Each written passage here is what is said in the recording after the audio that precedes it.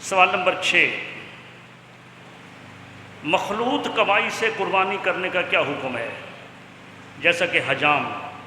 وہ داڑھی وغیرہ موڑتا ہے تو اس کی جو ہے یہ داڑھی موڑنا اس کا حرام فعل ہے، تو اس کا قربانی کرنے کا کیا حکم ہے؟ وہ کسی کے ساتھ حصہ ملا سکتا ہے یا نہیں ملا سکتا ہے؟ تو اس کا حکم یہ ہے کہ داڑھی جو حجام وغیرہ ہیں، حجام کا بے شک داڑھی کو موڑنا حرام ہے، اور یہ کمائی بھی اس کی حرام ہے جو اس داڑھی موڑنے پر کرتا ہے، لیکن اس کے سوا وہ سر کے بال بھی تو کاٹتا ہے، وہ خط بھی بناتا ہے، داڑھی والا چلا جائے تو خط بناتا ہے، داڑھی کو درست کرتا ہے، تو اس کی یہ آمدنی ہو گئی مخلوط، ملی جلی آمدنی ہو گئی۔ تو فقہاء کرام نے، میں نے وقار الفتاوی میں پڑھا کہ ایسے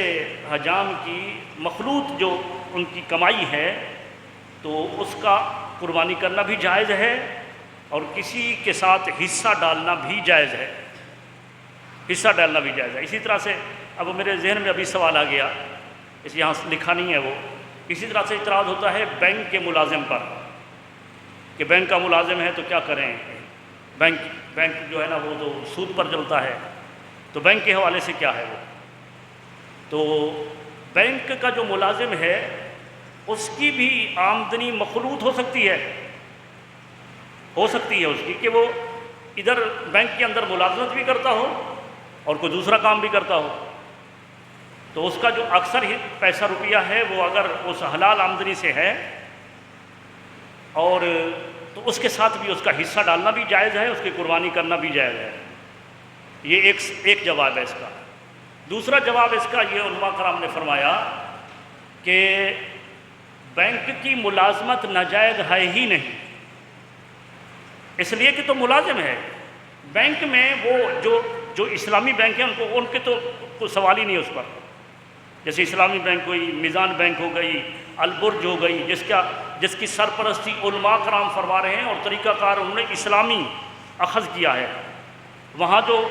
لوگ کام کرتے ہیں ان پر تو سوال ہی نہیں ہے، سوال ان پر ہے کہ جو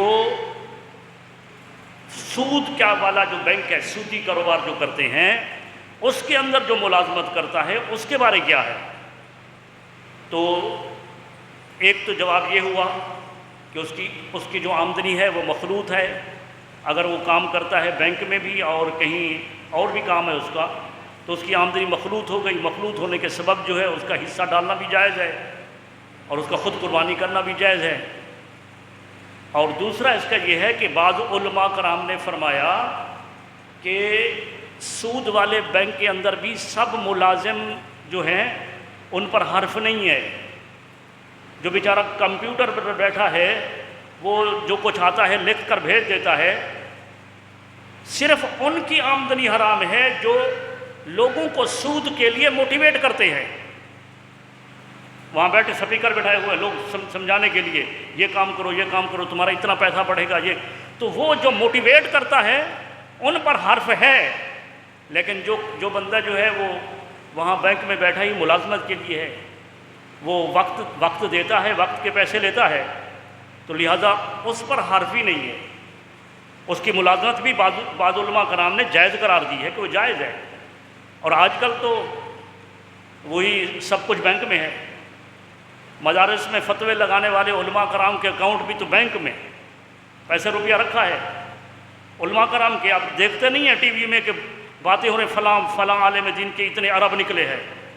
تو ارب روپیہ جو بینک میں رکھا ہے اس کی حفاظت کے لیے، چلانے کے لیے، اس حساب کتاب کو کرنے کے لیے عملہ تو رکھنا پڑے گا۔ بڑے بڑے مشائخ کے، پیروں کے پیسے بینک میں پڑے ہیں، مدرسوں کے اکاؤنٹ بینک میں کھلتے ہیں، حج عمرہ کے ڈرافٹ بینک میں جمع ہوتے ہیں، وہاں سے تیار ہوتے ہیں، تو لہٰذا یہ سوال کر دینا کہ مطلقاً بینک کا ملازم ہی ناجائز ہے، تو اس پر تو عجیب سی بات ہے یہ۔ تو علماء کرام نے یہی فرمایا کہ اگر اس میں وہ جو موٹیویٹ کرتا ہے سود کے لیے، اس کی آمدنی پر، کیونکہ یا تو کوئی ایسا اسلامی طریقہ نکالا جائے کہ سود بینک سے چھٹکارا، سود سے چھٹکارا پایا جائے، اور اس کا کوئی طریقہ ہے ہی نہیں. آپ تجارت کریں، باہر جائیں تب بھی بینک سے واسطہ، مدرسوں کے حوالے سے بینک سے واسطہ، حج و عمرہ سے بھی بینک سے واسطہ، سبھی کچھ بینک سے واسطہ ہے. تو اب جو ملازم وہاں کام کر رہا ہے اور وہ اپنا وقت دے کر پیسے لے رہا ہے، اس کی آمدنی پر حرف نہیں ہے. اس کے ساتھ اس کا حصہ بھی ڈال سکتے ہیں، اور خود قربانی کرے گا تو اس کی قربانی بھی کر سکتے ہیں.